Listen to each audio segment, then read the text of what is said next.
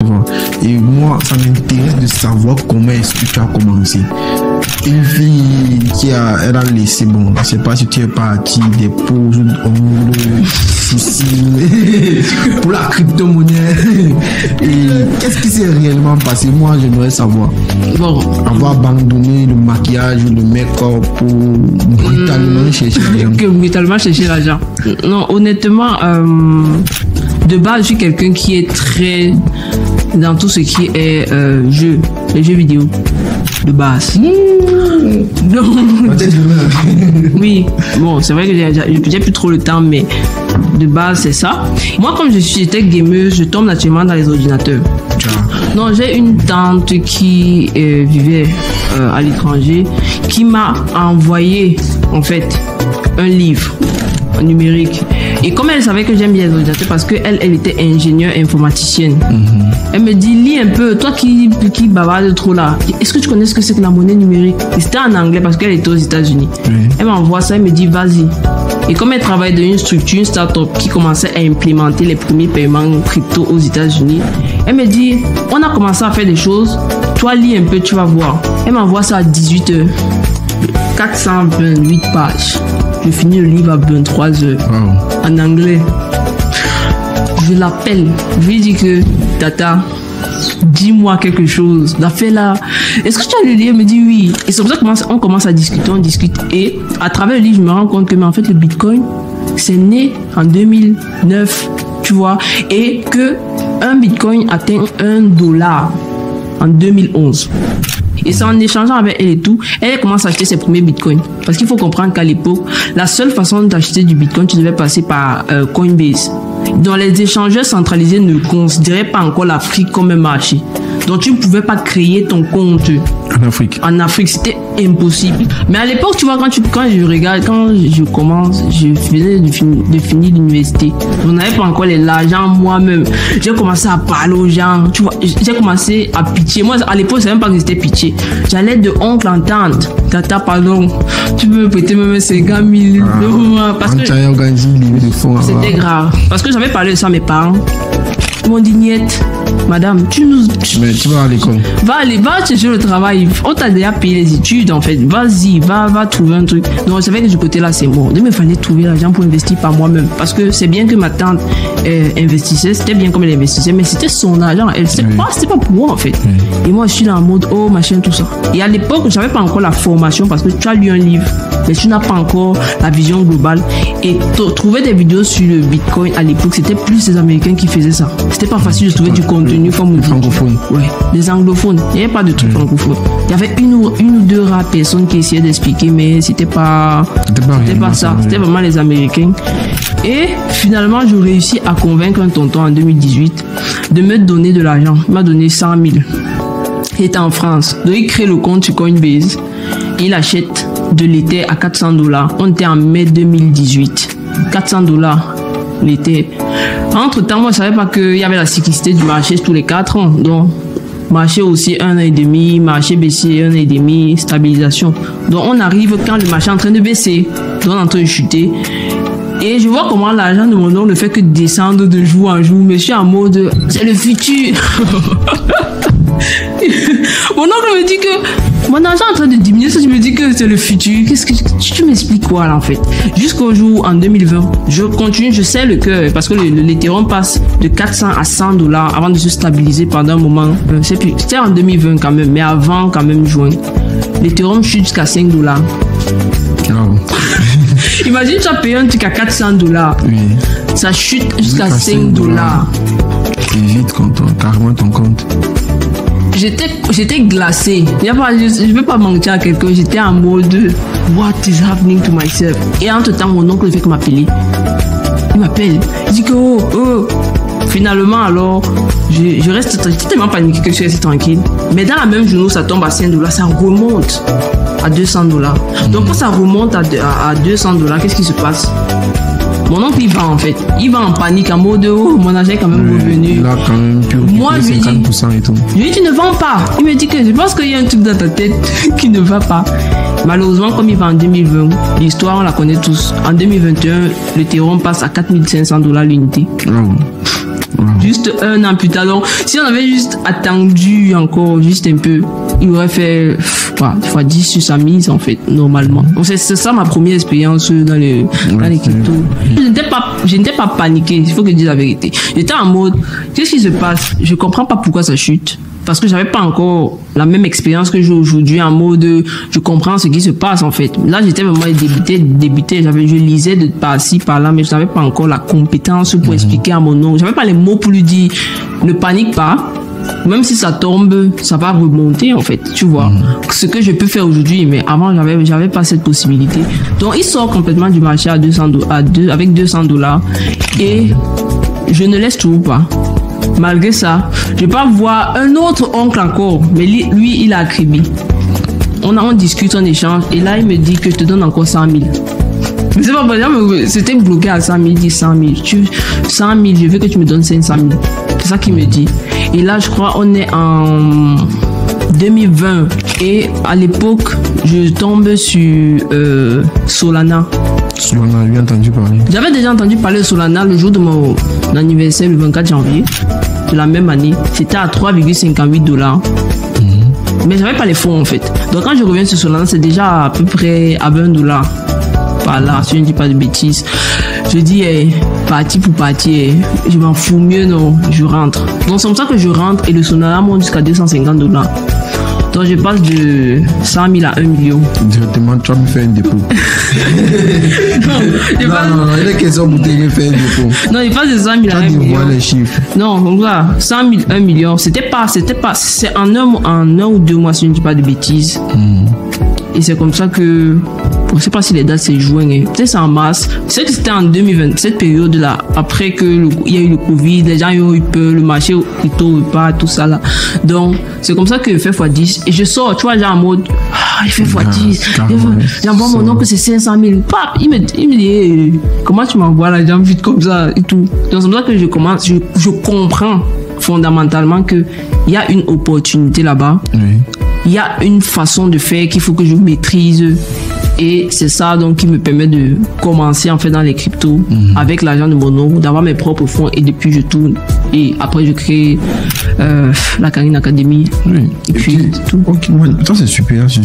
Tu fais ton premier million en crypto-monnaie. C'est pas mon premier million. Ah non, pas de. C'est un million de truies. Oui, tu fais le million de truies en crypto-monnaie. C'était en 2021. Oui, en 2021. Donc, toi tu as un parcours dans le trading. Si aujourd'hui une personne peut-être en Côte d'Ivoire, au Burkina Faso, en Mauritanie, tu vois, et même aussi se lance dans le trading parce qu'il t'a vu sur Facebook et il estime que tu fais bien les choses, n'est-ce pas? Quel est le parcours que tu peux décrire à la personne en fait? C'est que toi tu aimerais qu'on te dise quand tu t'es lancé en 2017, en 2018, pas le canal d'attente. Il faut être patient. Je suis pas quelqu'un à la base qui est très très patient. Du coup, je pense que c'est ça qui m'a un peu dérangé. Mais aujourd'hui, si tu te lances dans les cryptos en 2024, première chose que tu dois faire, c'est te dire que tu vas pas devenir millionnaire le lendemain. Parce que j'ai un mentor qui me dit, si tu veux faire 1 million, non, investis 100 000. Si tu veux faire 10 millions, investis 1 million. Oui. C'est comme ça. Donc moi, je suis vraiment dans la logique où si tu veux faire de l'argent, il faut que tu aies quand même déjà de l'argent. Même si c'est un peu. Et si tu mets un peu d'argent, n'est pas des targets extraordinaires. Oui. Tu peux avoir des targets extraordinaires un peu comme moi parce que tu sais que tu maîtrises déjà le domaine et tu sais sur quel levier tu vas travailler. Mais si c'est en fonds propres, mettre de l'argent comme il faut, mais ne pas avoir de target déraisonnable si tu n'as pas les fonds nécessaires. Ensuite, je dirais que il faut absolument que tu te formes. Tu n'es pas obligé de payer une formation. Oui, moi, c'est un truc quand il parle, qu'elle dit ça. Désolé, je sais que ma chargée de communication, qu'elle va voir ça, elle va bavarder encore. Moi, je sais pas si tu lis mes textes, je dis toujours ça. Même en autodidacte, tu peux faire de l'argent. La preuve, je me suis formé en autodidacte. Je n'ai jamais payé de formation chez quelqu'un. Maintenant, est-ce que tu as... Mais tu t'es formé en autodidacte, tu vois. Oui. Tu as pris combien de temps pour travailler? Dans 3 ans. Oui. Et tu vois pas que quelqu'un en prenant une formation, naturellement, il paye ton expérience depuis 2017 jusqu'à 2024. Oui, il n'y a pas de problème. Si tu vas aller plus vite, prends une formation. Mais si tu vois que payer une formation... Peut-être à 300 000 chez toi, il préfère sacrifier 7 ans de sa vie pour comprendre le truc. Mais moi je dis toujours que la vie est un choix. Moi je ne force personne. Oui. Tu peux te former en autodidacte. Ça va peut-être te prendre 1 an, 2 ans, 3 ans. Il n'y a pas de problème. C'est ton choix. Ou alors tu peux dire que ok, tu payes, tu te fais accompagner. Et là au moins tu sais que tu ne vas pas faire 6 mois. En 3 mois c'est plié en fait. Parce que... Non, il va payer. parce que par exemple, les 7 ans que j'ai sur le marché, je te donne ça de manière compilée en fait. Puisque je sais qu'il y a des choses qui ne servent à rien. Tu n'as pas besoin il y a des choses que, même si on te donne comme information, ça ne va pas te servir. Il faut que tu aies l'information qui est, je veux dire, utilisable en temps réel. Oui. Et c'est pour ça que je dis 3 mois, et même c'est long en fait. Ça dépend vraiment de la personne en face de moi. Moi, je pense que quand quelqu'un paye un accompagnement ou fait une formation, moi, c'est ma logique. Oui. C'est pour que tu l'aides à arriver d'un point A à un point B. Oui. Et au préalable, il faut que le point B lui permette de s'autonomiser. Oui. Moi, c'est comme ça que je fais. Parce que, regarde, aujourd'hui, sur l'école, après 2 ans, parce qu'on a lancé les formations en ligne, sur l'école 2022, on est en 2024, on a à peu près 100 élèves, 102 élèves sur l'école.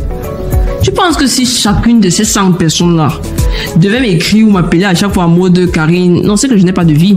Parce qu'en temps, j'ai mes équipes de la start-up à gérer. Il y a le cabinet. Je ne peux pas, en fait.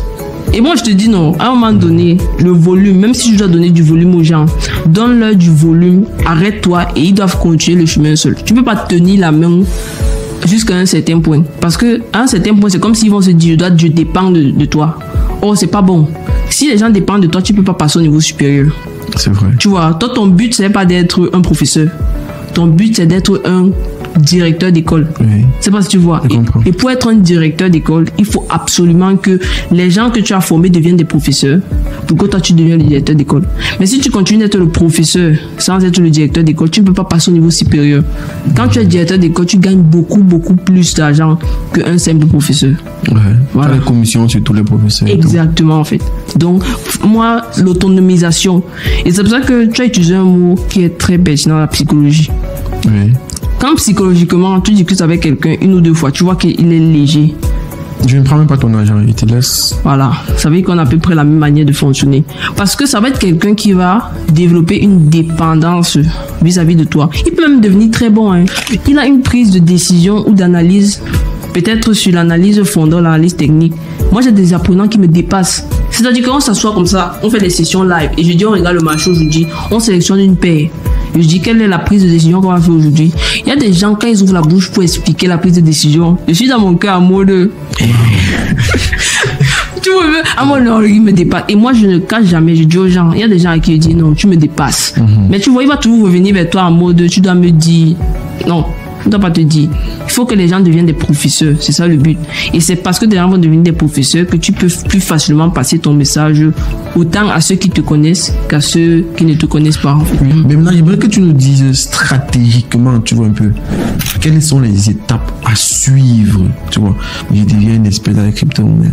La première étape, c'est t'informer. En tout cas, moi, j'ai ces trois actions. Je dis, notre credo, c'est formation plus information avant de passer à l'action. C'est notre credo. Donc, forme-toi. Je redis encore, forme-toi. Même pour préparer, on va à l'école. Même le cuisinier, le chef, il part à l'école apprendre. Ah, c'est vrai. L'architecte, il va à l'école apprendre. Même les stylistes. Donc, même pour dessiner l'habit. Donc, je ne comprends pas comment tu penses que tu vas arriver sur le marché le plus difficile au monde, le plus jeune. Parce que le marché crypto, c'est 15 ans d'expérience. Deuxième étape, informe-toi. Il faut absolument que tu sois sur 2 réseaux. Pas 3, pas 6, pas 24. Juste 2. Le premier, c'est Twitter. Le deuxième, c'est Discord. Si tu as les 2 réseaux-là, tu les installes sur ton téléphone, sur ton ordinateur, je sais pas. Tu vas maintenant dans la partie recherche. Tu tapes les mots qui t'intéressent. Parce que là, ça va dépendre de ta formation. Parce qu'il faut comprendre que quand tu te formes, tu comprends que les cryptos, ce n'est pas juste la partie monnaie. C'est aussi la partie actif. C'est pour ça qu'on fait souvent le distinguo entre les crypto-monnaies et les cryptos actifs. Donc, la monnaie, c'est ce qui permet de faire l'échange de façon numérique. L'actif, c'est le véhicule financier. Oui. Donc, par exemple, dans les cryptos actifs, il y a des gens qui sont spécialisés, comme moi. J'ai ma spécialisation. C'est ça le coin. Ça, au moins, pas de me fatigue avec ça. Bon, altcoin, c'est un peu, je veux dire, altcoin, c'est un peu réducteur en général. J'ai 3 domaines de prédilection. Oui. J'ai les NFT, j'ai les airdrops et j'ai les meme coins. Ça, ce sont mes domaines de prédilection. Maintenant, à l'intérieur de ces domaines, il faut utiliser les altcoins. C'est pour ça que généralement, les gens disent, quand me voient, on dit, ah, c'est la fille qui parle des altcoins. Moi, je connaissais les altcoins. Voilà, mais c'est ça, c'est mes domaines. Et ça, ce sont des cryptos actifs. Donc, pour naviguer dans ces actifs, dans ces véhicules financiers, il te faut des cryptos à l'intérieur. Il faut comprendre que chaque véhicule financier va te demander l'utilisation de cryptos bien particuliers. Il faut que pour les maîtriser, tu dois forcément passer par la formation. Maintenant, ton information, tu vas donc prendre ton information selon le secteur où tu t'es spécialisé. Tu ne vas pas aller chercher les informations sur les NFT alors que tu es peut-être spécialisé, je sais pas, sur le trading. Parce que même le trading crypto, c'est un domaine à part. Il y a des gens qui ne font que le trading crypto. Ils ne touchent jamais au NFT. Ils ne savent même pas de quoi il est question. Donc, en fait, tu dois trouver le véhicule financier crypto qui est le mieux pour toi. Et une fois que tu as fait ça, tu trouves les informations adéquates. Et c'est là que Twitter et Discord entrent en jeu. Twitter, tu fais tes recherches, tu crées ton compte, tu vas sur Twitter, tu tapes dans la barre de recherche le mot de ta spécialisation, peut-être NFT. Tu vas voir tous les comptes qui parlent de ça. Tu suis maximum 4 comptes. Pour éviter les dissonances. Oui, pour éviter les dissonances. Et je dirais en priorité les anglophones. Les Américains ont toujours une longueur d'avance sur nous. Ça, c'est vrai. Moi, quand je joue mes comptes Twitter, je n'ai pratiquement pas de francophones. C'est les anglophones en majorité. Parce qu'ils ont toujours un contenu avant-gardiste en général. Donc, c'est plus intéressant. Tu fais la même chose. Donc, tu fais des recherches sur YouTube aussi, si tu veux. Mais vraiment, moi, c'est Twitter et Discord. Mais dans Discord, c'est pas les recherches, ce sont des groupes. Généralement, quand tu es sur Twitter et que tu fais une recherche et tu tombes sur quelqu'un qui est intéressant, il va te donner le lien de son Discord, dans lequel il donne des informations en temps réel. En général. C'est vrai. Voilà, même les projets, en général, les projets sur lesquels tu veux investir, que ce soit dans le domaine des NFT, des airdrops, eux tous, en général, ils ont toujours un groupe Discord. Donc, tu intègres. Donc, ta vie doit tourner entre Twitter et Discord. Et un peu de YouTube. Un peu. Vraiment, en général. Donc, avec ça, tu as la formation, tu as l'information. Maintenant, pour le passage à l'action, à ce niveau-là, c'est vraiment une question de liquidité. Parce que plus tu te spécialises, plus tu as besoin de liquidité. Et plus tu touches de domaine aussi, c'est bizarre aussi, mais tu as aussi plus besoin de liquidité. Pour investir sur les NFT, il faut une certaine somme d'argent. Pour investir sur les airdrops, soit il faut de l'argent, soit il faut du temps. Ça dépend de ce sur quoi tu vas te spécialiser. Parce que même dans ces véhicules, il y a des sous-spécialisations. En fait, si tu veux aussi aller par exemple sur le trading aussi, c'est encore un autre budget en fait, c'est un autre type de liquidité. Et après tu passes juste à l'action, tu le fais et tu vas performer si tu as la patience, si tu as la bonne formation et si tu as les bonnes informations, tu as tout pour performer. Et si tu performes pas, c'est que vraiment c'est grave en fait, c'est trop grave. Donc est-ce que toi tu peux peut-être nous lister quelques-unes de tes erreurs et comment est-ce que vous, un novice dans le monde des crypto-monnaies, peut s'inspirer de ce que tu as dit tout à l'heure pour pouvoir échapper à ces erreurs-là? Bon.